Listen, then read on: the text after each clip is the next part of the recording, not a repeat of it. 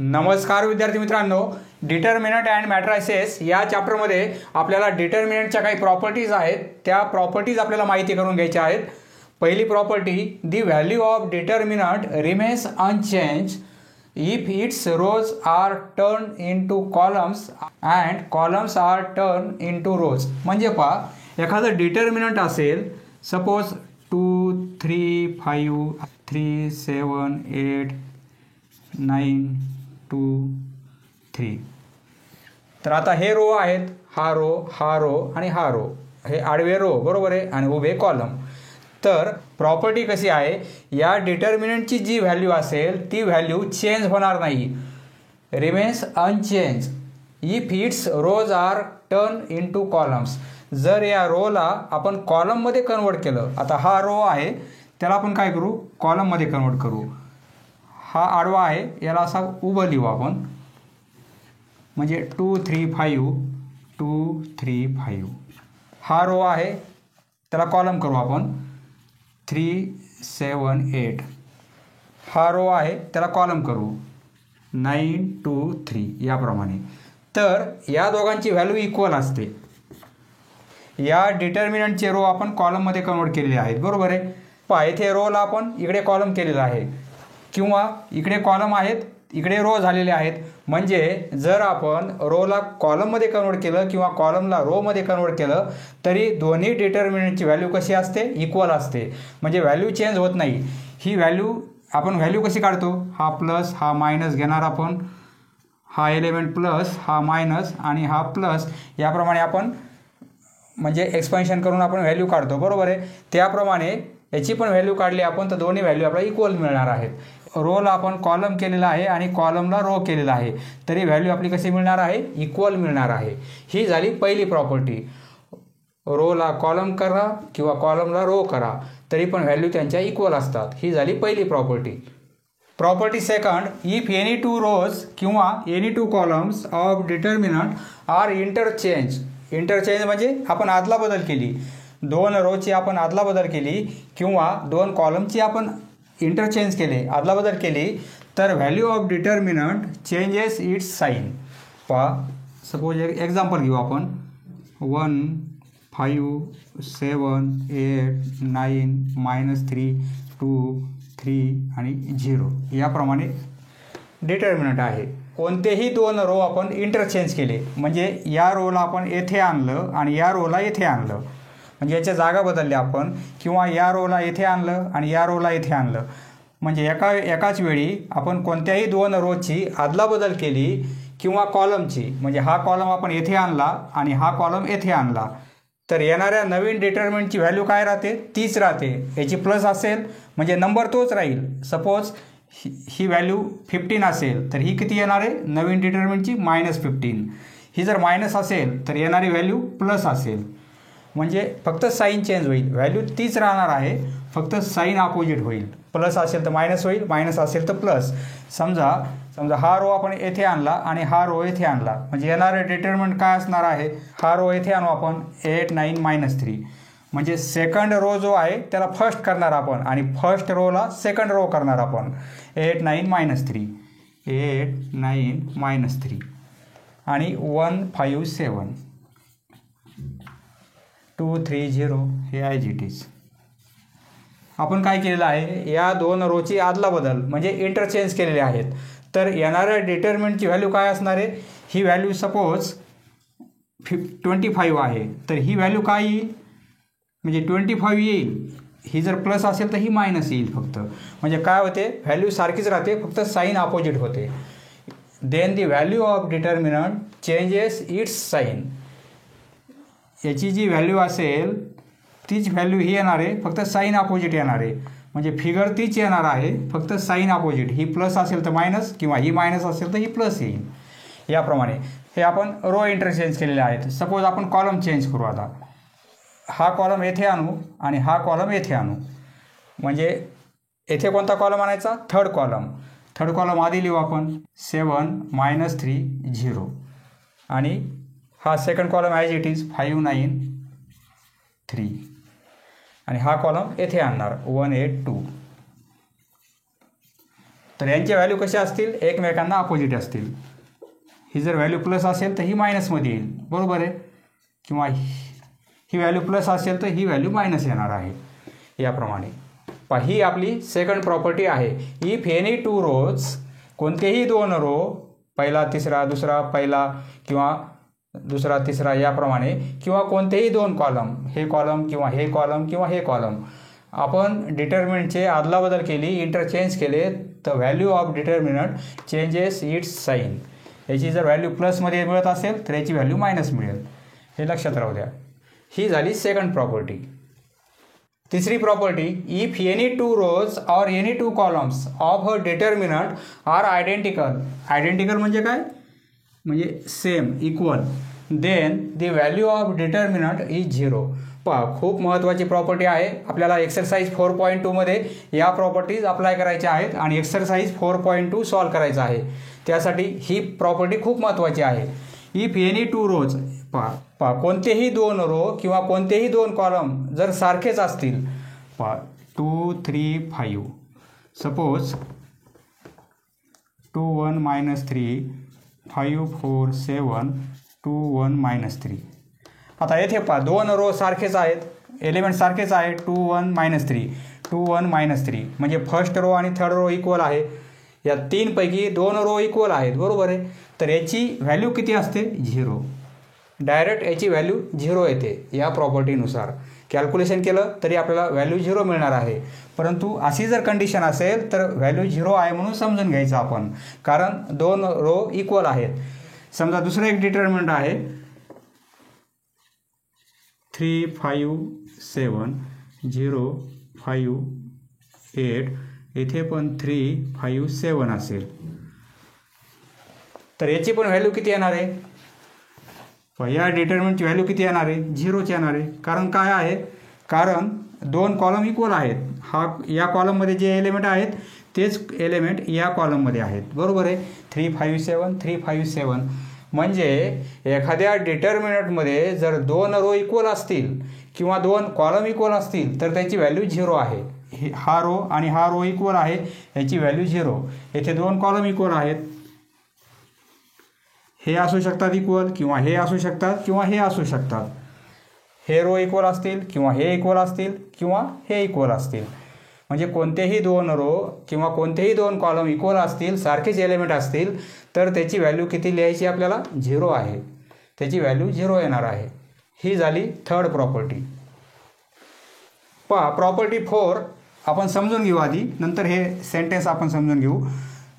समजा आपल्याकडे डिटर्मिनंट आहे A1 B1 आणि C1, A2 B2 आणि C2 हे एलिमेंट आहेत, A3 B3 आणि C3 याप्रमाणे एलिमेंट आहेत या डिटर्मिनंटमध्ये. आता कोणत्याही एका रोला, रो म्हणजे कोणत्याही एका रोला एका कॉन्स्टंटने आपण मल्टिप्लाय केलं. सपोज येथे के म्हणजे काय, कोणताही एक नंबर, 1 2 5 11 असं कोणताही 9, म्हणजे कॉन्स्टंट कोणत्याही एका नंबरने आपण मल्टिप्लाय केलं कोणत्याही एका कॉलमला, तर याची व्हॅल्यू किती मिळणार आहे आपल्याला, के टाइम्स याची जी व्हॅल्यू असेल, या डिटर्मिनंटची जी व्हॅल्यू येईल, हा के आपण बाहेर घेऊ शकतो. म्हणजे येथे काय येईल, A1 B1 C1, A2 B2 C2, A3 B3 C3. म्हणजे काय, थोडक्यात आपण हा के काय आपण कॉन्स्टंट काढल्याप्रमाणे, ज्याप्रमाणे आपण कॉन्स्टंट काढतो त्याप्रमाणे या डिटर्मिनंटची व्हॅल्यू किती येईल, हा जो कॉन्स्टंट आहे तेवढ्या टाइम्स याची व्हॅल्यू याप्रमाणे आहे. इफ ईच एलिमेंट, येथे आता आपण कॉलमला मल्टिप्लाय केलेलं आहे, येथे रो जरी असेल, समजा येथे के आहे, सपोज येथे के आहे, येथे के आहे आणि येथे के आहे, म्हणजे या सेकंड रोच्या प्रत्येक एलिमेंटला केने मल्टिप्लाय केलेलं आहे, तर आपण के असा बाहेर काढू शकतो. म्हणजे कॉन्स्टंट आपल्याला काढता येतो आणि राहिलेले एलिमेंट याप्रमाणे, बरोबर आहे. If each element of a row, कोणत्याही रोमधील प्रत्येक एलिमेंटला किंवा कोणत्याही कॉलमच्या प्रत्येक एलिमेंटला जर एखाद्या कॉन्स्टंटने मल्टिप्लाय केलेलं असेल, then the value of new determinant, तर या न्यू डिटर्मिनंटची व्हॅल्यू किती मिळत आहे आपल्याला, के टाइम्स, म्हणजे K times the value of given determinant. याची व्हॅल्यू किती आहे, के टाइम्स आहे, म्हणजे के आपण कॉन्स्टंट काढल्याप्रमाणे. सपोज पहा, समजा याप्रमाणे डिटर्मिनंट आहे. येथे आपण 5 कॉमन काढू शकतो, बरोबर आहे. या कॉलममध्ये आपण 5 कॉमन काढू शकतो. म्हणजे काय होईल, याची व्हॅल्यू 3, आपण 5 कॉमन काढले तर येथे 5 × 3 होईल, बरोबर आहे. हे 20, हे 2, हे 10 म्हणजे 5 × 2, हे 2, 20 म्हणजे 5 × 4 आणि हे 3. येथे के आहे, येथे के येथे केची व्हॅल्यू किती आहे 5. म्हणजे हे 5 जर कॉमन काढले आपण तर काय लिहिणार 3 2 2. 5 कॉमन काढलेले आहेत म्हणजे 3 2 4, 3 2 4, 20 2 3 याप्रमाणे. आता या डिटर्मिनंटची व्हॅल्यू किती आलेली आहे, या कॉलममध्ये जो कॉन्स्टंट आहे त्या कॉन्स्टंटच्या टाईम्समध्ये आलेली आहे, बरोबर आहे. म्हणजे आपण कॉन्स्टंट एखादा काढू शकतो. जर रोमध्ये आणि कॉलममध्ये काढता येत असेल तर आपण कॉन्स्टंट काढू शकतो. त्याला बाहेर घेता येते आपल्याला डिटर्मिनंटच्या बाहेर.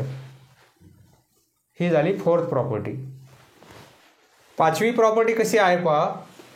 एक आपल्याकडे डिटर्मिनंट आहे. सपोज याप्रमाणे डिटर्मिनंट आहे. A1 B1 C1 हे एलिमेंट आहेत. A2 B2 आणि C2, A3 B3 आणि C3. तर येथे सपोज x प्लस असेल, एखादा एलिमेंट येथे प्लस असेल, येथे दुसरा एक एलिमेंट प्लस आहे, म्हणजे या रोमध्ये प्लस आहेत element x Y Z. Suppose याच्यामध्ये आपण प्लस केलेले आहेत वेगवेगळी क्वांटिटी. येथे एक एलिमेंट प्लस केलेला आहे, येथे प्लस, येथे प्लस, या एका रोमध्ये केलेले आहेत. कोणत्याही एका रोमध्ये येथे येथे येथे किंवा कोणत्याही कॉलममध्ये जर येथे प्लस केला आपण, येथे प्लस केला, येथे प्लस केला, इच एलिमेंट ऑफ अ रो, कोणत्याही रोमध्ये किंवा कोणत्याही कॉलममध्ये आपण जर एलिमेंट प्लस केलेले असतील तर sum of 2 numbers then the determinant can be express as a sum of 2 determinant. पहा, यापासून आपल्याला 2 डिटर्मिनंट तयार होतील, त्यांची सम म्हणजे जे प्लस केलेले आहेत ते एलिमेंट वेगळे लिहू आपण. A1 B1 आणि C1 हे एक determinant, A2 B2 C2, A3 B3 आणि C3, बरोबर आहे. आणि प्लस केलेले एलिमेंट हे आहेत एक्स वाय झेड. त्याचा एक रो करू आपण, एक्स वाय आणि झेड, बरोबर आहे. आता राहिलेले खाली एलिमेंट हेच लिहिणार आपण याचे, म्हणजे A2 B2 C2, A3 B3 आणि C3. यामध्ये काय होईल, प्लस साईन येणार आहे, कारण येथे प्लस साईन आहे म्हणजे येथे पण प्लस येईल. पहा, एकच डिटर्मिनंट आहे, येथे प्लस प्लस प्लस एका रोमध्ये असल्यामुळे त्याला आपण वेगळा रो केलेला आहे आणि वेगळं डिटर्मिनंट यामध्ये प्लस केलेलं आहे. ही झाली 5वी प्रॉपर्टी. प्रॉपर्टी 6.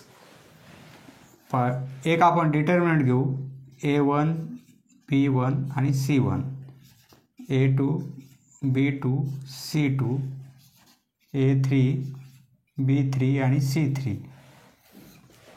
तर if a constant multiple of all elements of any row or column, कोणत्याही रोमध्ये किंवा कोणत्याही कॉलममध्ये, या 3 रोपैकी किंवा 3 कॉलमपैकी येथे कोणत्याही रोमध्ये किंवा कॉलममध्ये प्रत्येक एलिमेंटला जर आपण एका कॉन्स्टंट मल्टिपलने मल्टिप्लाय केलं, समजा सपोज येथे केने मल्टिप्लाय करू आपण या रोला, आणि is added to the corresponding elements of any other row or column, then the value of new determinant so obtained is the same as that of the original determinant. पहा, आता original determinant आपलं हे आहे, बरोबर आहे. हे original determinant आहे. आपण काय करू, येथे मल्टिप्लाय करू आपण. सपोज के आणि केने मल्टिप्लाय करू आपण, आणि एवढा मल्टिप्लिकेशन या रोमध्ये किंवा या रोमध्ये आपण ॲड करू. सपोज येथे ॲड करू आपण, म्हणजे येणारं डिटर्मिनंट कसं असणार आहे हे ॲड करू आपण. म्हणजे या रोचा हा एलिमेंट आणि मल्टिपल म्हणजे येणारं डिटर्मिनंट A1 याच्यामध्ये ॲड करणार आपण KA3, ॲड किंवा सबट्रॅक्टही करू शकता KA3, बरोबर आहे. नंतर हा रो कसा तयार होईल, येथे B1 आहे परंतु त्यामध्ये हे ॲड करणार आपण KB3 प्लस KB3. हा एलिमेंट C1 त्यामध्ये ॲड करणार आपण KC3. म्हणजे पहिल्या रोमध्ये आपण तिसऱ्या रोचे एलिमेंट ॲड केलेले आहेत एका कॉन्स्टंट सहित. तर याची व्हॅल्यू किती असणार आहे, हे as it is A2, B2 आणि C2, हे A3, B3 आणि C3. आपलं ओरिजिनल डिटर्मिनंट हे आहे, बरोबर आहे. ओरिजिनल हे आहे, सपोज हे आपलं ओरिजिनल डिटर्मिनंट आहे. यामध्ये आपण काय केलेलं आहे, एक कॉन्स्टंट घेतलेला आहे आणि हा रो यामध्ये आपण ॲड केलेला आहे, बरोबर आहे. तर याची व्हॅल्यू जी आहे तीच व्हॅल्यू याची आहे. म्हणजे आपण मल्टिप्लाय करून पुन्हा या रोमध्ये ॲड करून त्याची जी व्हॅल्यू येणार आहे ती या डिटर्मिनंटच्या व्हॅल्यूला इक्वल असणार आहे. ही आहे आपली 6th property. If a constant multiple of all elements of any row or column. तुम्ही कॉलमलाही करू शकता असं. सपोज येथे के ॲड केला आपण, येथे के, येथे के आणि येथे के. तर आता ही व्हॅल्यू सपोज यामध्ये ॲड करा या कॉलममध्ये, तरी येणारं डिटर्मिनंट व्हॅल्यू इक्वलच असणार आहे. रोला जे ऑपरेशन केले त्याचप्रमाणे कॉलमलाही करता येईल आपल्याला.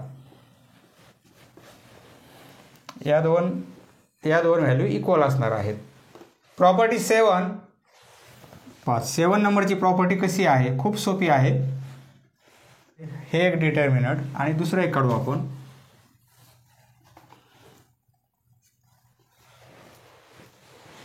येथे हे एक डिटर्मिनंट आहे आणि हे एक डिटर्मिनंट आहे. प्रॉपर्टी कशी आहे, if each element of a determinant above or below the main diagonal. Main diagonal म्हणजे काय, हा डायगोनल आहे, हा डायगोनल आहे. या डिटर्मिनंटचा हा मेन डायगोनल आहे. म्हणजे याची पोझिशन काय आहे, 1 1, बरोबर आहे. याची 2 2, याची 3 3. म्हणजे या एलिमेंटची डायगोनलच्या एलिमेंटची पोझिशन कशी असते, रो आणि कॉलम सारखेच असतात. येथे first row first column, second row second column, third row third column. म्हणजे हा असा तिरपा म्हणजे काय आहे, असा क्रॉस. हे एलिमेंट म्हणजे काय आहे, हे डायगोनलचे एलिमेंट आहेत. हा झाला आपला मेन डायगोनल. आता each element of a determinant above or below the main diagonal. हा main diagonal above or below, खाली किंवा वर, इज 0 जर 0 असतील. आता या डायगोनलच्या वर हे तीनही एलिमेंट 0 आहेत, बरोबर आहे. किंवा डायगोनलच्या खाली, आता हा डायगोनल आहे, हे 3 एलिमेंट, बरोबर आहे. हा डायगोनल आहे असा तिरपा. म्हणजे या डायगोनलच्या खालचे एलिमेंट कसे आहेत, 0 आहेत. येथे डायगोनलच्या वरचे एलिमेंट 0 आहेत, येथे खालचे एलिमेंट 0 आहेत. Above or below the main diagonal is 0, then the value of the determinant. तर या डिटर्मिनंटची व्हॅल्यू काय असेल, आपल्याला कॅल्क्युलेशन करायचं पण नाही आहे. ही प्रॉपर्टी आहे, ती व्हॅल्यू किती असते, is equal to product of its diagonal elements. डायगोनलमध्ये जे एलिमेंट आहेत त्यांचा मल्टिप्लिकेशन म्हणजे या डिटर्मिनंटची व्हॅल्यू असणार आहे. म्हणजे 3 × 3 × 9. याची व्हॅल्यू किती असेल, 3 × 3 × 9. हा मल्टिप्लिकेशन 9 × 9 81. याची व्हॅल्यू आपल्याला किती मिळेल, 81. तुम्ही कॅल्क्युलेशन करून पहा, याची व्हॅल्यू आपल्याला 81 मिळणार आहे. याची व्हॅल्यू कशी काढतात माहिती आहे आपल्याला, हा प्लस हा मायनस हा प्लस घेऊन आपण कॅल्क्युलेशन करतो. याची व्हॅल्यू किती मिळणार आहे, डायगोनलच्या खाली एलिमेंट सर्व 0 आहेत. तर 1 3 आणि 9 यांचा मल्टिप्लिकेशन, याची व्हॅल्यू मिळणार आहे 27. ही झाली 7th प्रॉपर्टी.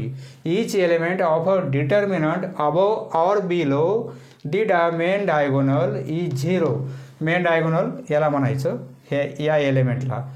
हे 3 एलिमेंट म्हणजे या मेन डायगोनलचे एलिमेंट आहेत. यांचा मल्टिप्लिकेशन म्हणजे या डिटर्मिनंटची व्हॅल्यू असणार आहे. पहा मित्रांनो, या झाल्या डिटर्मिनंटच्या प्रॉपर्टीज. आता यावर आधारित आपल्याला एक्सरसाइज 4.2 आहे, तो आपण उद्याच्या व्हिडिओमध्ये सॉल्व करू. समजलं मित्रांनो? धन्यवाद. पुढील व्हिडिओ पाहण्यासाठी चॅनल सबस्क्राईब करा. धन्यवाद.